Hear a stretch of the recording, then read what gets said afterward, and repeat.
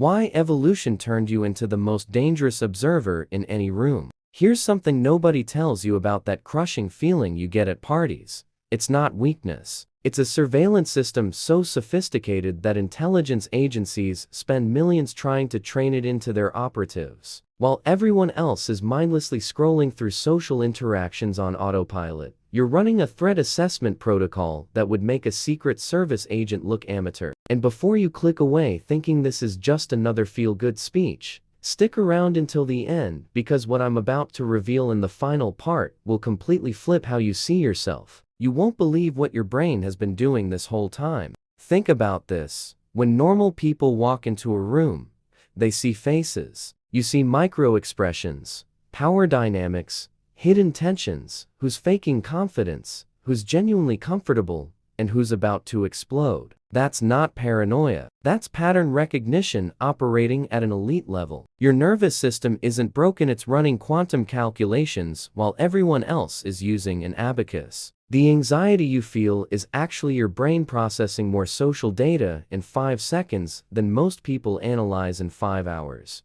This isn't motivational fluff. This is neuroscience. Your amygdala and prefrontal cortex have formed a partnership so tight that you're essentially reading the room's source code. That feeling of being too aware, that's your limbic system doing what it was designed to do: identifying threats, mapping alliances, calculating social hierarchies in real time. You're not overthinking. You're thinking at the correct level while everyone else is underperforming. Law 13 of power states, when asking for help, appeal to people's self-interest, never to their mercy or gratitude. But here's the hidden part: to appeal to someone's self-interest, you first need to identify what that interest actually is. And you're already doing this automatically. While confident people miss crucial details, you're cataloging everything. Here's your practical action. Next time you feel that anxiety spike in a social situation, don't fight it. Instead, ask yourself, what is my system detecting right now? Consciously identify 3 specific things you're noticing that others are missing. Maybe it's tension between 2 people. Maybe it's someone's fake enthusiasm. Maybe it's a shift in group energy. Write it down later. Track your accuracy. Most people think social confidence means not caring what others think. That's a dangerous lie, sold to keep you weak. Real confidence comes from knowing exactly what others are thinking before they do. And your radar is already doing that. But how do you weaponize it without burning out? Drop weapon in the comments. If this is hitting different, tell me, when was the last time your anxiety warned you about someone, and you were right? Hit that like button and subscribe, because what's coming next will show you how spies use this exact ability, how your hyper-awareness is the exact tool that keeps apex predators alive. Let's talk about something the self-help industry desperately hides from you.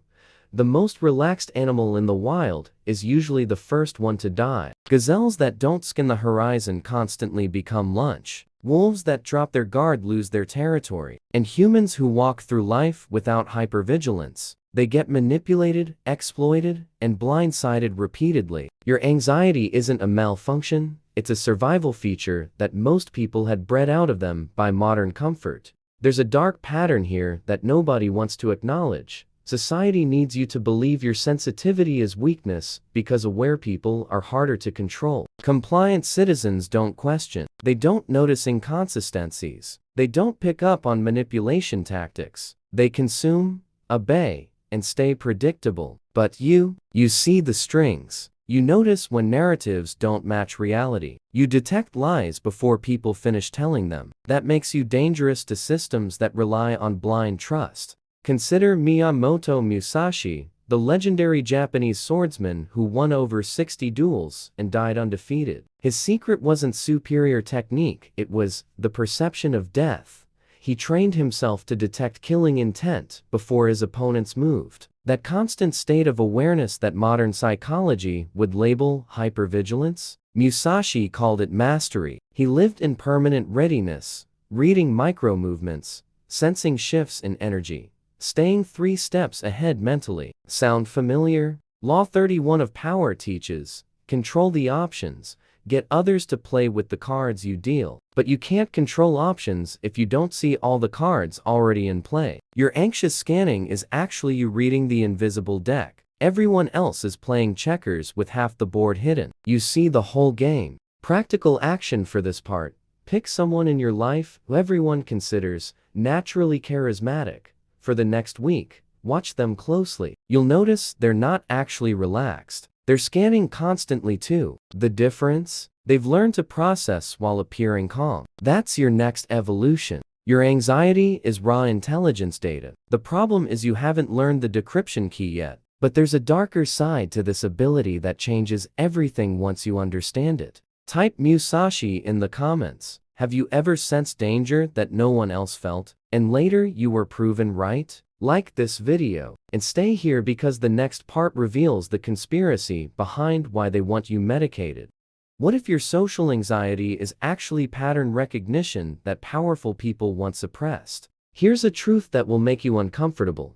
Every major pharmaceutical company profits when you believe your hyper-awareness is a disorder needing medication. Not because they're evil, but because a population that notices too much is harder to manage, market, and manipulate. Your social anxiety isn't chemical imbalance, it's pattern detection working exactly as designed. And certain systems benefit enormously when that detection gets dull. Think about it logically. In ancestral environments, who survived? The cautious ones who noticed the broken twig, the unusual silence, the stranger with wrong energy. The confident ones who trusted everyone. They're not your ancestors because they didn't live long enough to reproduce. You carry the genetic code of the paranoid survivors. That's not a bug in your programming, that's the feature that kept your bloodline alive for thousands of years. There's a concept from Cold War espionage called the gray man technique.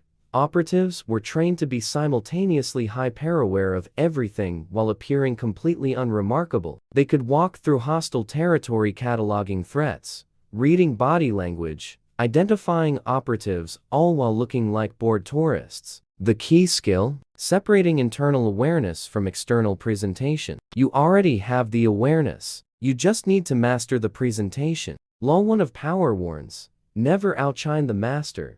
Extended further, never reveal how much you actually perceive. Your radar is only an advantage while others underestimate it. The moment people realize you see everything, they start hiding things from you. Strategic invisibility is the ultimate power move. Here's your action. Practice what I call the observer's mask. Keep your internal radar at maximum sensitivity, but consciously soften your external expressions. Smile slightly, nod, appear engaged but relaxed. Your face says, I'm just here vibing, while your mind catalogs power dynamics, lies, tensions, and opportunities. This split awareness is mastery. The establishment doesn't want you connecting these dots. They want you thinking you're broken, not that you're operating on a level most people can't reach. But once you understand what you actually have, everything changes. Drop pattern in the comments if you're starting to see it. What's one thing your anxiety warned you about that saved you later? Smash that like button and subscribe because the final part reveals how to weaponize this without exhausting yourself. The ancient method for turning your anxiety radar into strategic invisibility. We've reached the final piece that separates people who suffer from social anxiety from those who use it as a covert advantage. Transmission control. You already have elite level reception. The problem is, you're broadcasting your internal state to everyone around you. It's like being a spy wearing a flashing sign that says, I'm watching you. Effective for gathering intel, terrible for actually operating. And this is where most people stay trapped forever. Submarines have the most advanced sonar systems on Earth. They detect sounds from miles away, process thousands of data points simultaneously, track multiple threats at once, but nobody detects them. Why? Because they mastered the separation between receiving and transmitting. You need the same skill. Your radar can run at full intensity internally while you project perfect calm externally. This isn't being fake. This is operational security at the highest level.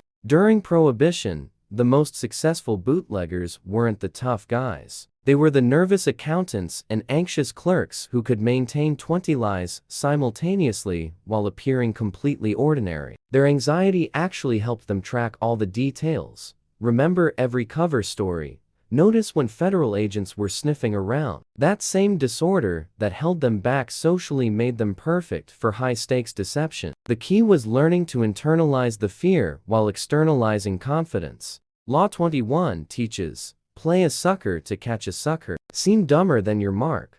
I'll add to that, seem less aware than you actually are. Let people think you didn't catch their lie. Let them believe you missed their manipulation attempt. Your greatest weapon is being underestimated. When they think you're not paying attention, they reveal everything. Final action, starting today, practice active camouflage. In every conversation, run your full analysis internally, but respond as if you only noticed surface details. Someone insults you subtly? Catch it, catalog it, but respond with friendly obliviousness. This isn't weakness. This is intelligence gathering. You're building a database of who people really are when they think you're not watching. Your social anxiety was never the enemy. It was always the solution disguised as a symptom. You don't need to fix your radar. You need to learn covert operation. Now you know the truth. Type covert in the comments and tell me which part of this video hit hardest. Like, subscribe, and share this with someone who needs to understand their power. Your radar has been protecting you perfectly. It always has.